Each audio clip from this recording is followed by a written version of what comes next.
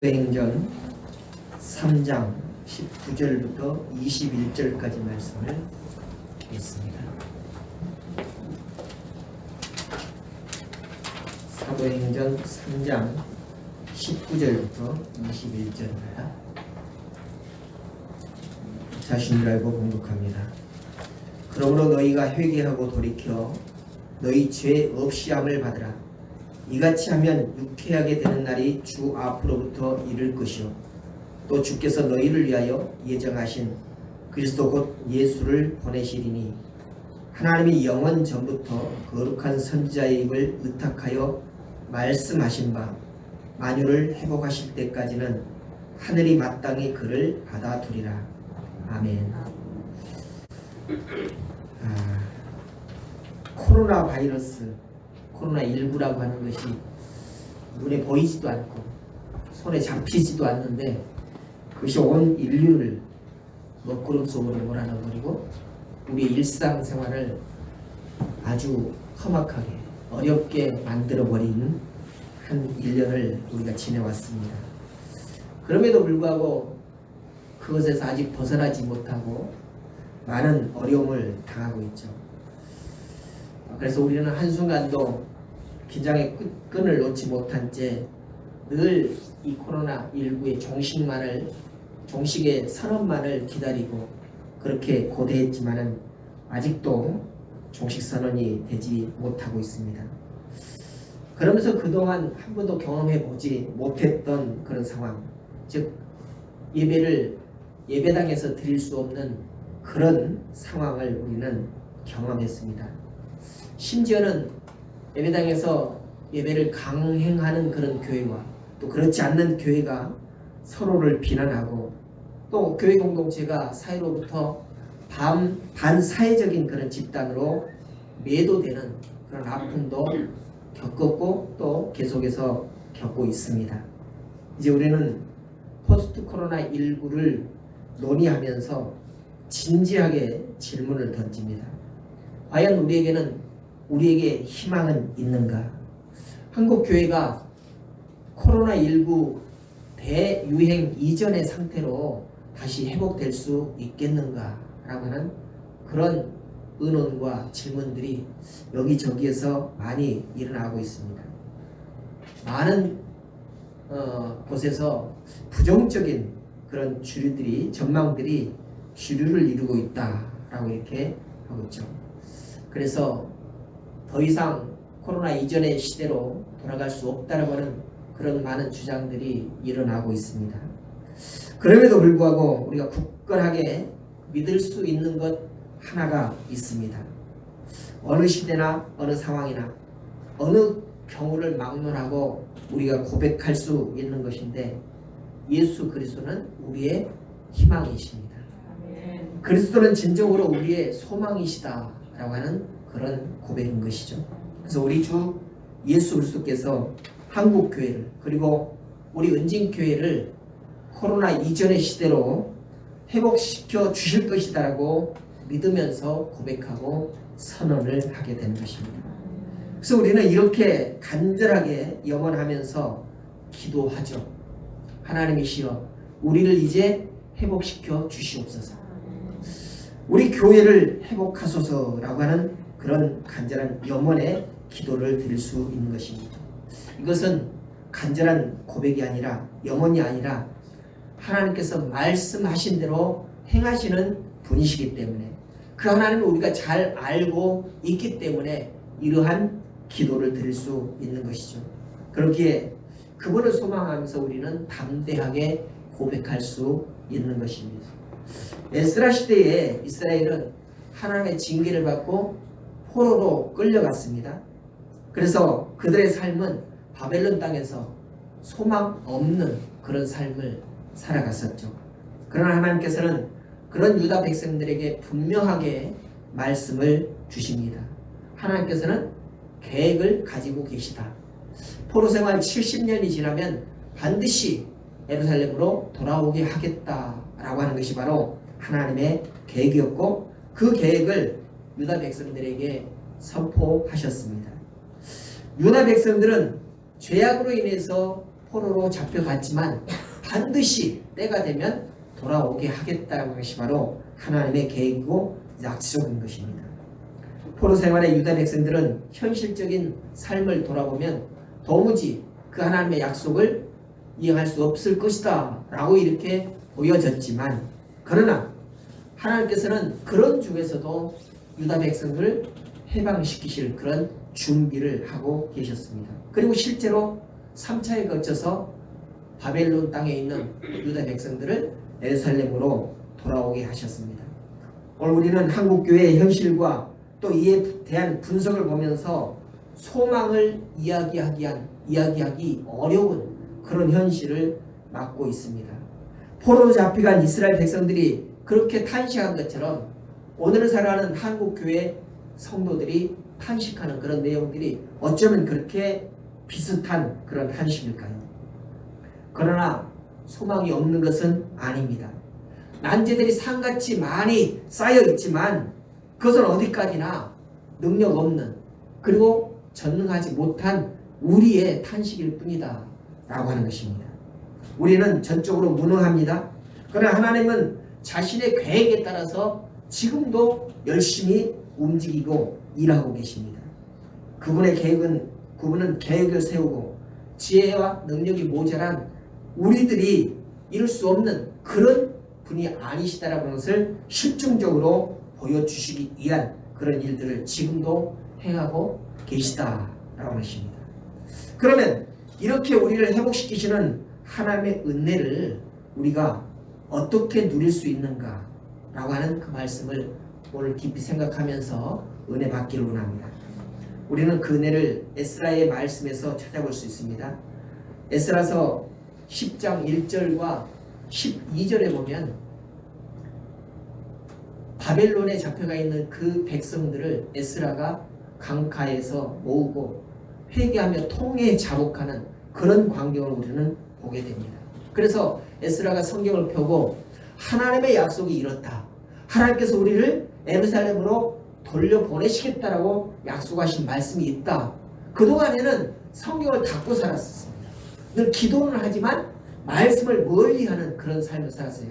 그런데 오늘 에스라가 성경을 펴서 하나님의 약속하신 말씀을 백성들에게 읽어줄 때 백성들이 그 말씀을 듣고 우리에게 이런 약속이 있었지, 이런 약속의 하나님이 우리의 하나님이시지라고 하는 것을 깨닫고 눈물로 회개하며 자복하는 그런 광경을 우리는 보게 되는 것입니다.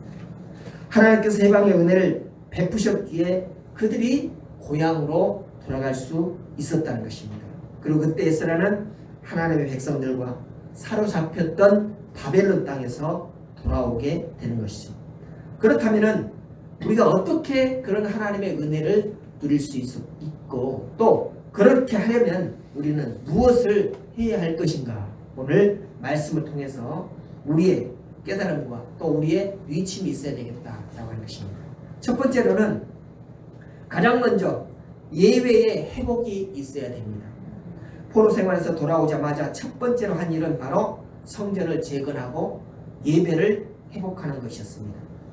백성들 처지에서 보면 어때요? 그 성전을 재건하고 살아가는데 얼마나 많은 인력을 동원했겠습니까? 그래서 아직 정착하지 못하고 또 어떻게 살아야 할 것인지 자기 개인들의 정리를 하지 못한 그런 상황이었다는 것입니다. 무엇보다도 이제는 내가 어떻게 살아야겠다는 그런 계획을 세우고 내 주변 정리하는 것이 가장 우선이었을 것입니다. 그런데 에스라는 그렇게 하지 않았습니다. 에스라의 생각은 달랐습니다. 가장 급선무는 바로 하나님께로 돌아가는 것이다 라고 하는 것이었습니다. 민족의 영적인 능력을 회복하는 것이 에스라의 생각에는 가장 우선적이어야 된다라고 이렇게 생각을 했다는 것이죠. 그래서 이스라엘 백성들을 불러 모아서 예배의 회복을 경험하게 만듭니다. 이스라엘 백성들이 예배하는 자리가 곧 하나님께서 임재하시는 그런 자리가 되게 만들었습니다. 그러면 그들에게 모든 부분에서 살 길이 열린다라고 에스라는 믿었기 때문에 예배의 회복을 가장 최우선으로 만들었다는 것입니다. 이것이 당시의 이스라엘 백성들에게 뿐만 아니라 오늘을 살아가는 우리에게도 가장 필요한 모습이겠다라고 이렇게 생각합니다. 모든 예배는 하나님의 임재하시는 자리요, 또 우리가 성령을 사모하는 그런 자리가 되어야 할 것입니다. 예배할 때 무엇보다도 하나님의 임재를 생명처럼 우리는 생각을 해야 됩니다. 우리가 뜻없이 그냥 모양으로만 예배하는 것이 아니라 정말로 내가 예배하는 이 자리에 하나님께서 함께 하시고 하나님의 성령님이 임재하시는 그런 예배가 되기를 강한 마음으로 사모하는 그런 예배가 되어야 할 것이라는 것입니다. 그래서 집례자나 설교자나 회중이 하나님 앞에서 두려움과 떨림으로 하나님을 경외하는 마음으로 예배를 드려야 한다는 것이죠. 그래서 내 사적인 생각과 내 사적인 행동 이런 것들이 예배의 주가 되어서는 안 된다는 것입니다. 오직 하나님 앞에 서 있다라고 하는 그런 마음으로 그런 자세로 예배를 드려야 한다는 것이죠. 우리 교회 예배가 속죄와 헌신의 정신으로 충만한 예배, 그리고 복음이 가르쳐주는 그런 영혼 생명과 성령의 이루와 기쁨으로 넘쳐 살아있는 그런 예배로 회복되었으면 참 좋겠습니다. 그래서 예배를 통해서 내가 하나님과 함께한다, 또 예수님께서 우리에게 주신 그 복음이 내 속에 녹아든다 라고 하는 그런 마음으로 예배를 드려야 한다는 것입니다. 에스라 시대처럼 예배가 회복되기를 우리는 간절한 마음으로 원합니다. 우리 교회가 드리는 예배의 자리마다 하나님의 음성으로 가득하기를 원합니다. 성도들의 회개와 열정과 사모함으로 가득하기를 원합니다. 그래서 기도하며 무릎 꿇는 주의 백성들로 인해서 이 땅에 다시금 성령의 바람이 불어오기를 간절한 마음으로 기도해 봅니다. 두 번째는 말씀으로 돌아가야 합니다. 에스라가 두 번째로 붙은 것이 바로 말씀 신앙의 회복입니다. 에스라는 이스라엘이 하나님의 말씀으로부터 떠났고 또 애언자들의 말씀도 멸시한 것에 대해서 회개했습니다. 그리고 하나님의 말씀 곧 율법으로 돌아가는 회복을 붙잡았습니다. 우리가 말씀으로 돌아가자. 말씀이 우리에게 무엇을 말하는가?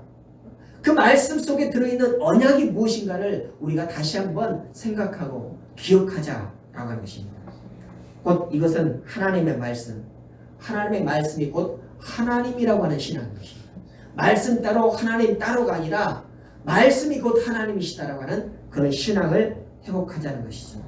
그래서 하나님의 말씀을 공하지 않아서 반드시 역사 속에서 사건으로 사실로 드러나고 이행이 되어진다는 것을 오늘 에스라는 백성들에게 다시금 깨닫게 하고 그것을 하나님의 말씀으로 낭독을 해 가고 있는 것입니다. 그래서 느헤미야 8장을 보면 에스라가 하나님의 말씀을 펴고 그것을 백성들에게 읽어주는 낭독하는 그런 광경을 우리는 보게 되죠. 이것은 단순히 낭독하는 것만이 아니라 하나님의 말씀이 하나님만큼 높다라는 것을 상기시켜 주는 것입니다. 말씀이 그냥 파피스 이런 양피지에 쓰여 있는 그런 글이 아니라 곧 하나님이시다라고 하는 것을 가르쳐 주는 사건이 바로 느헤미야서에 적어 있는 그 사건이라는 것입니다. 우리 역시 하나님의 말씀을 성경의 주권을 선언해야 합니다. 이 하나님의 말씀이 곧 하나님이시다라고 하는 그런 선언이 우리 마음 심령 가운데 깊이 선언이 되어야 한다는 것이죠. 우리 장로교는 무엇보다도 말씀의 권위를 강조하고 그 앞에 엎드리는 것을 강조하는 그런 전통을 가지고 있습니다. 그래서 말씀을 우리는 성서라고 하는 것보다는 성경이라고 얘기합니다. 성서는 한낱 책이라고 이렇게 이해될 수 있거든요. 그러나 경하면 어때요? 좀 무게감이 있고 권위가 있는 것처럼 들려지지 않습니까? 그래서 우리는 성서라고 보다는 성경이라고 말을 해야 된다는 것이죠.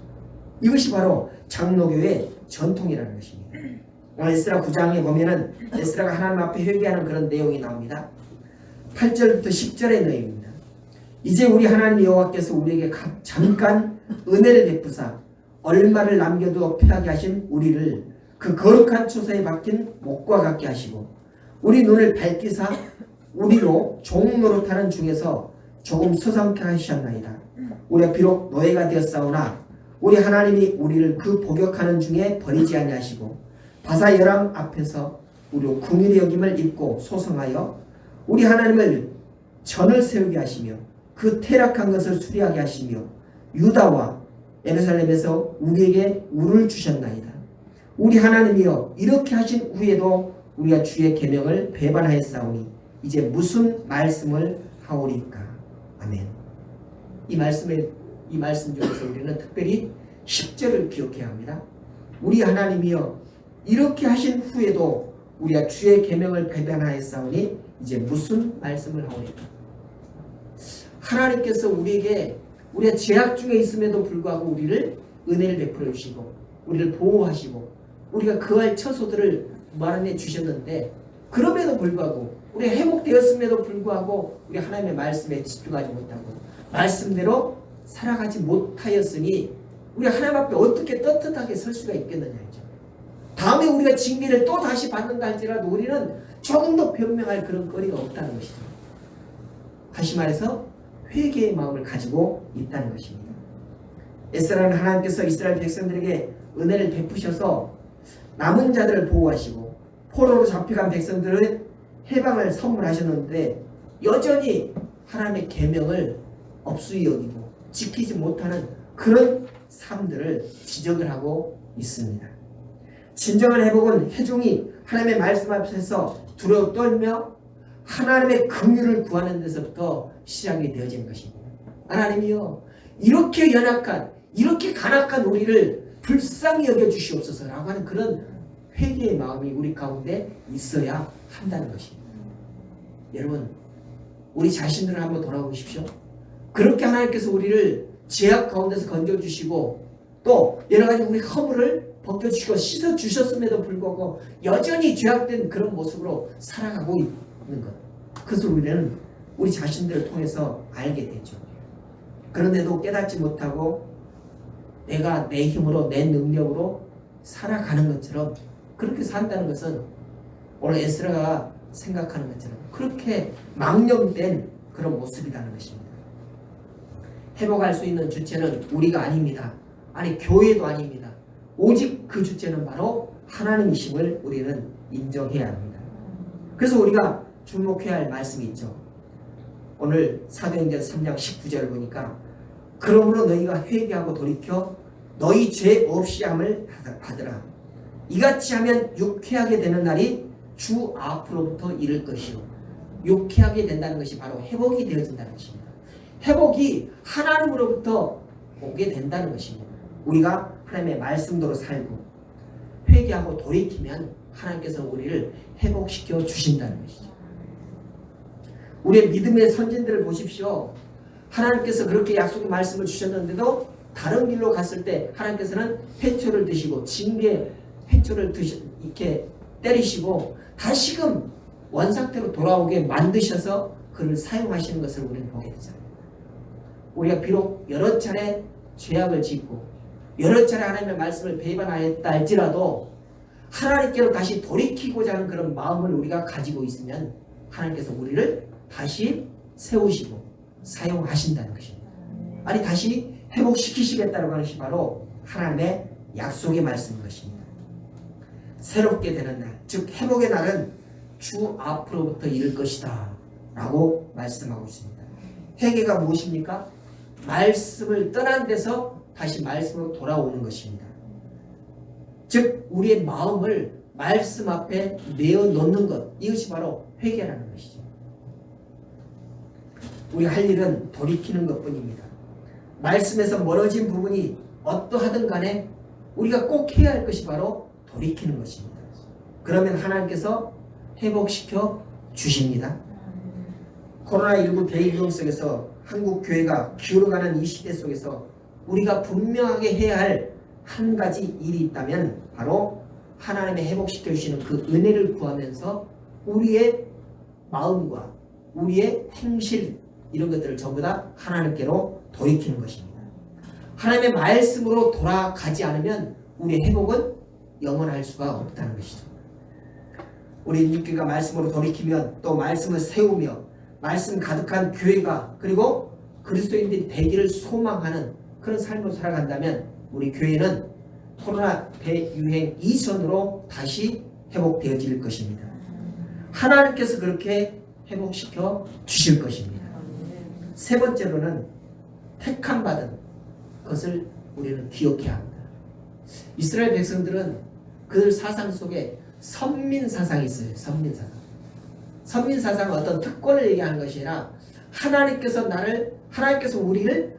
우리 민족을 택하여 주셨다라는 것이죠.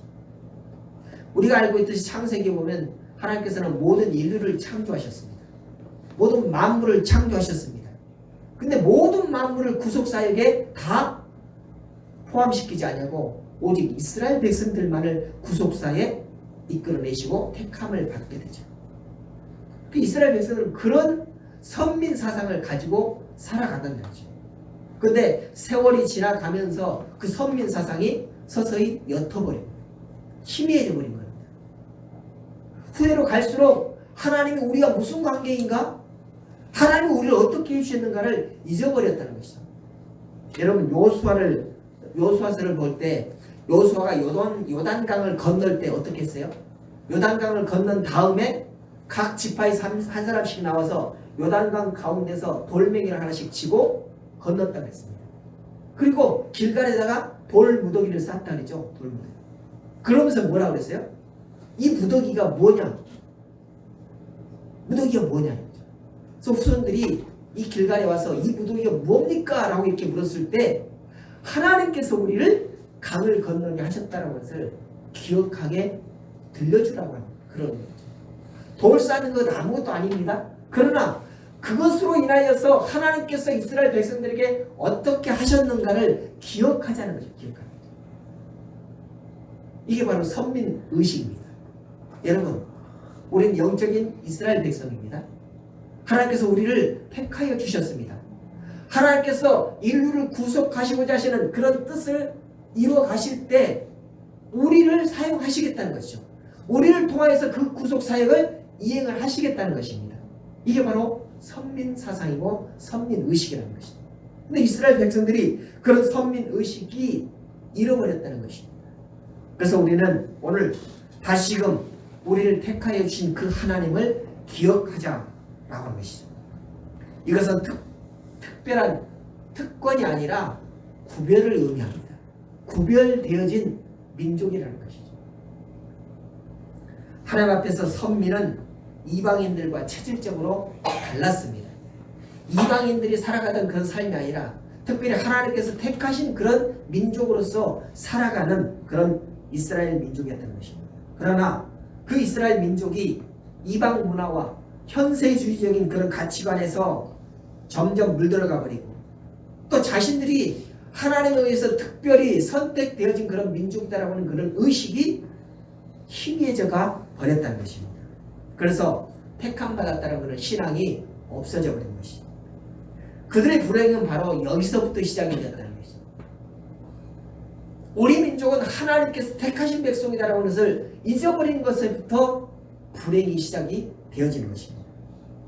교회의 구별성은 모든 피조물 위에 높으시고 탁월하신 하나님의 타자성에서 비롯됩니다.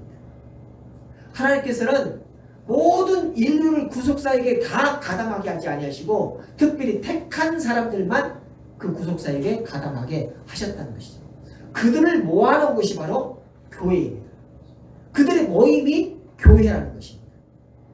그런데 교회의 구성원들이 점점 세월이 가면서 그런 의식이, 그런 인식이 옅어져 버리고 말았다는 거죠. 이게 바로 우리의 위기의 시작이다 라고 하는 것입니다. 오늘 교회는 세상을 변화시켜야 할 그런 사명이 있습니다. 그런데 어떻습니까? 오히려 교회가 세상으로부터 변화를 받아버리고 말잖아요. 교회가 세상에 영향을 받아서 점점 세속화되어 버리는 것이 바로 교회의 위기다는 것입니다. 작금의 상황을 보면 교회가 세상을 향해서 변화되라 라고 외칠 수 없는 그런 상황에 되어버리고 말았습니다. 오히려 우리가 종종 듣는 말이 있죠. 어떤 말입니까? 세상이 교회를 걱정한다. 세상 사람들이 교회가 저러면 안 됐는데 라고 한 그런 이야기들이 얼마나 많이 외쳐지고 있습니다. 아니 예전에는 교회가 세상을 걱정했잖아요. 세상이 왜 이렇게 돌아가나? 라고 하는 것이 바로 교회의 외침이었습니다. 그래서 우리가 세상을 변화시키자 라고 하는 그런 구호들이 많았었는데 지금은 아니 저 반대로 되어버렸구나. 왜 세상 사람들이 교회가 저러면 안 되는데 왜 교회가 저럴까라고 하는 그런 염려들이 많이 생겨날까요? 바로 교회가 구별되어진 그런 의식을 인식을 잊어버리고 있기 때문이죠.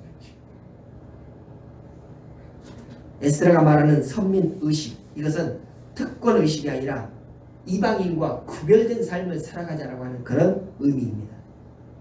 우리 그동안 한국 사회에 메시지와 사랑을 전하려고 많이 노력해왔습니다.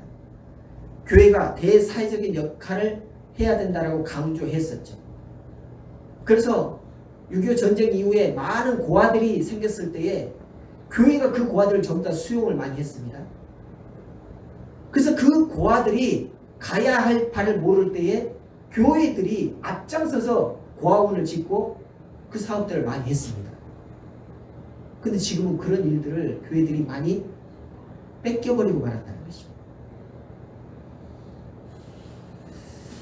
이를 위해서 주님의 몸된 교회로서 거룩해지고 변화되고 새로워지기를 위해서 우리는 온 힘을 기울여왔습니다. 이런 노력에 하나님께서 많은 은혜를 허락하시고 또 교회들이 발전하게 되었었죠. 그리고 부흥했었습니다. 그러나 여기서 멈춰서는 안 됩니다. 이제 교회가 진정한 구별성으로 무장을 해야 될 때입니다. 우리 교회의 구별성은 어디 있습니까?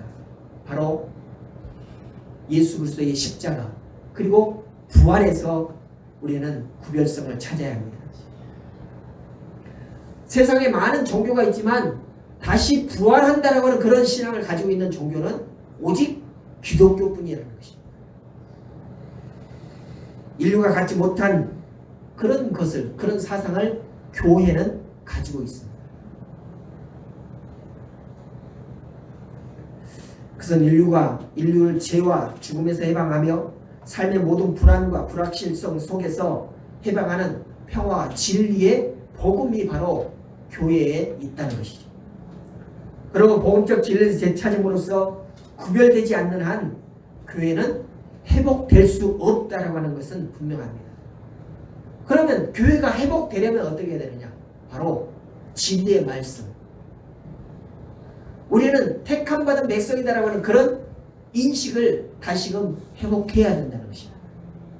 그러기 위해서 우리가 세상 사람들과 구별되어진 삶을 살아야 됩니다. 우리 세상에 나가서 여러 사람과 섞여 있을 때 저 사람이 기독교인이다, 예수를 믿는 사람이다라고 구별되지 않는 삶을 사는 것, 이것이 잘못되어진 삶이라는 것이죠. 분명한 구별이 되어져야 한다는 것이죠. 아니 더 나아가서 우리는 사람들이 섞여 있다 할지라도 많은 사람들이 우리를 향하여서 저는 예수쟁이다 라고 하는 그런 호칭을 받아야 된다는 것입니다. 이것이 바로 구별되어진 삶이고 이것이 선민의식이다 라는 것이죠. 그래야만 우리가 회복될 수 있습니다. 상대주의적이고 현세주의적인 가치관이 교회를 침몰시키려고 하고 있습니다. 세상에서 교회는 냉소적인 시선의 대상이 되어버린 지 오래입니다. 그뿐만 아니라 교회 성도들도 교회를 향하여서 냉소적인 그런 이치를, 그런 마음을 가지고 있는 사람들이 많이 생겼습니다. 왜 그럴까요? 영원한 진리만이 문적과 세계를 살 수 있다는 그런 확신과 도전이 교회에서 사라져가고 있기 때문이죠. 예수가 우리의 구원이시다라고 하는 그런 사상, 그런 생각들이 이미 교회에서 사라져버리고 있다는 것입니다.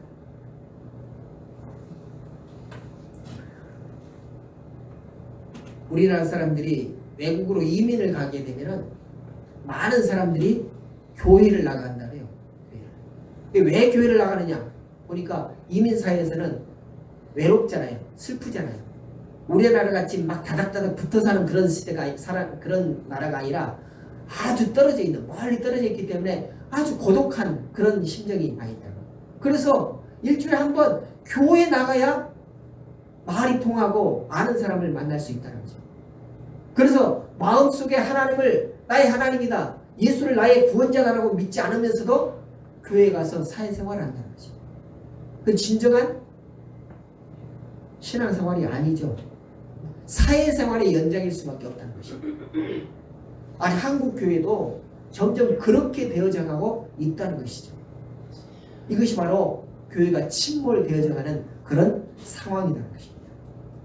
오늘 우리는 우리 마음속에 정말 하나님의 말씀이 진리이고 예수 그리스도가 우리의 구원자이시고 하나님께서 우리를 구원하시기 위하여서 구속사로 계속 이끌어 가신다라고 하는 그런 깊은 인식을 가지고 그리고 그런 믿음을 가지고 살아가야 한다는 것입니다.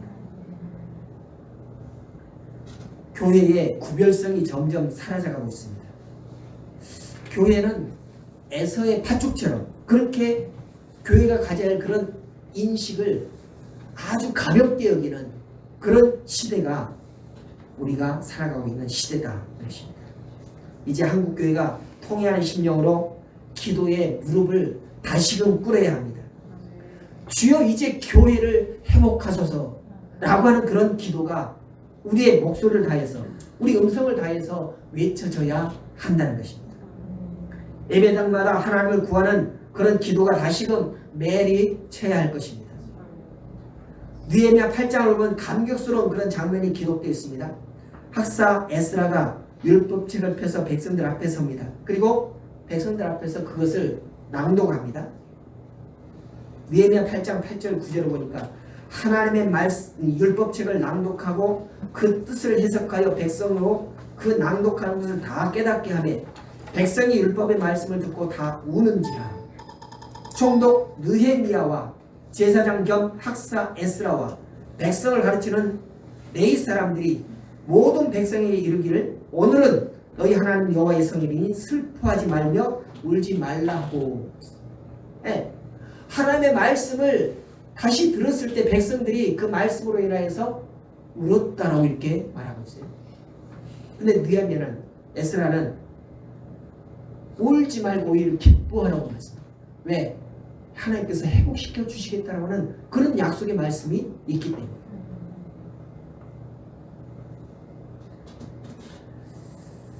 교회가 살아야 민족과 세계가 산다라고 하는 것은 세계사를 통해서 여러 번 증명된 사실입니다. 교회가 왕성하게 부흥할 때 그 나라 민족은 또한 사회적으로도 왕성하게 발전했던 것을 우리는 세계사에서 발견하게 된다는 것입니다. 그토록 인류가 열망하는 진리를 소유한 하나님의 특별한 공동체가 바로 교회입니다. 그래서 우리는 교회를 회복해야 될 것이고 우리가 살아나야 합니다. 그러나 우리 힘으로는 될 수 없어요. 하나님께서 회복시켜 주셔야 합니다. 그래서 우리는 간절한 마음으로 하나님 앞에 구해합니다. 주여 이제 회복시켜 주시옵소서. 같이 해봅시다. 하나님이시여 우리를 회복하소서. 우리 교회를 회복시켜 주시옵소서. 이게 바로 올해 우리가 기도해야 할 간절한 기도의 제목이 되어야 할 것입니다. 우리 입에 있는 탄식과 냉소적인 자조를 불신앙과 함께 성령의 불로 태워버리십시오. 그리고 주님께서 그렇게 하셨듯이 겸손하게 민족을 섬기고 세계와 소통하고 사람들을 긍휼히 여기십시다. 이스라엘 백성들이 모여서 회개하며 하나님의 진리의 말씀을 따라서 살았던 것처럼 이제 우리도 일어나야 합니다. 이제 우리도 기도해야 합니다. 그날이 가까이 오면 볼수록 더욱더 그렇게 하자라고 말씀이 우리에게 가르쳐주고 있습니다. 그날은 뭡니까? 예수님이 다시 오시는 그날, 마지막 때, 심판의 그날이 가까이 올 때일수록 우리는 더욱더 깨고 기도해야 한다는 것이죠. 이 세계와 사람들을 넓은 마음으로 끌어안고 치유하는 교회, 간용하는 능력을 우리가 회복해야 합니다. 총체적으로 우리는 한 마음으로 회개하고 새롭게 하시는 하나님의 은혜를 부르짖어서 호소하는 그런 예배가 왕성하게 다시 일어나야 할 것입니다. 또 우리는 깊은 마음으로 하나님께서 우리를 위하여 예수님을 이 땅에 보내주셨고 그 예수님께서는 우리의 죄를 대속해 주셨고 그를 위하여서 십자가 고난을 당하시며 거기서 머무는 것이 아니라 다시 부활 승천하시고 우리를 위하여서 우리의 처소를 예비하시겠다라고 약속하시고 가셨습니다. 그 예수님께서 다시 오시는 그날은 믿지 않는 자에게는 심판의 날이요 우리에게는 영원한 구원의 날이 되는 것입니다. 그것이 바로 우리의 소망이고 우리의 희망인 것이죠. 그날을 기대하며 살아가는 것, 이것이 바로 우리가 살아가는 힘이고 능력인 것입니다. 이런 소망이 없이는 우리는 전혀 능력 없습니다. 능력 있는 삶을 살아갈 수가 없다는 것입니다. 여러분, 우리가 하루하루 살아갈 때 능력 있는 삶을 사는 것은 바로 이것이 바로 우리의 소망입니다. 이런 소망이 우리 마음속에 깊이 새겨져 있기 때문에 우리는 능력 있는 삶을 살아갈 수 있는 것입니다. 주여, 교회를 회복하소서. 주여, 우리 자신들을 회복시켜 주시옵소서. 이 기도가 올 한 해 동안 정말로 우리 입술을 통해서 우리 마음을 통해서 더함이 없는 그럴 때까지 깊이 외쳐지기를 소망합니다. 감사하신 아버지 하나님, 오늘 말씀을 통하여서 무너져가는 한국교회, 우리 인증교회를 회복시켜 주시옵소서 라고 하는 그런 기도가 있어져야 함을 우리는 깨닫습니다. 그동안 우리는 많은 것을 잃어버렸습니다. 예배를 잃어버렸고 말씀을 잃어버렸고 선민사상을 잃어버렸습니다. 그래서 우리는 아무런 힘이 없고 능력 없는 그런 삶을 살아왔음을 고백합니다. 아주 보이지 않고 우리 손에 잡히지도 않는 그런 바이러스 때문에 우리 하나님을 예배하지 못하고 하나님께 부르짖지 못하고 하나님을 높이지도 못하는 그런 삶을 살아왔음을 이 시간 통회하며 자복하며 주님 앞에 고백합니다. 아버지 하나님, 이런 무능한 삶 속에서 우리를 회복시키시는 분은 오직 하나님이심을 또한 고백합니다. 하나님이여, 우리를 회복시켜 주시옵소서. 하나님이여, 우리 교회를 회복하소서. 하나님의 한국교회를, 아니 만유에 널려있는 교회를 회복시켜 주시옵소서. 다시금 주님께서 우리를 통치하시는 그때가 도래하게 하여 주셔서 오직 주님께서 다시 오시는 그날만을 기다리며 살아가는 저희들 될 수 있도록, 그리고 그 소망을 품고 능력 있는 삶을 살아갈 수 있도록 인도해 주시옵소서. 감사드리며 예수님의 이름으로 기도드렸습니다. 아멘.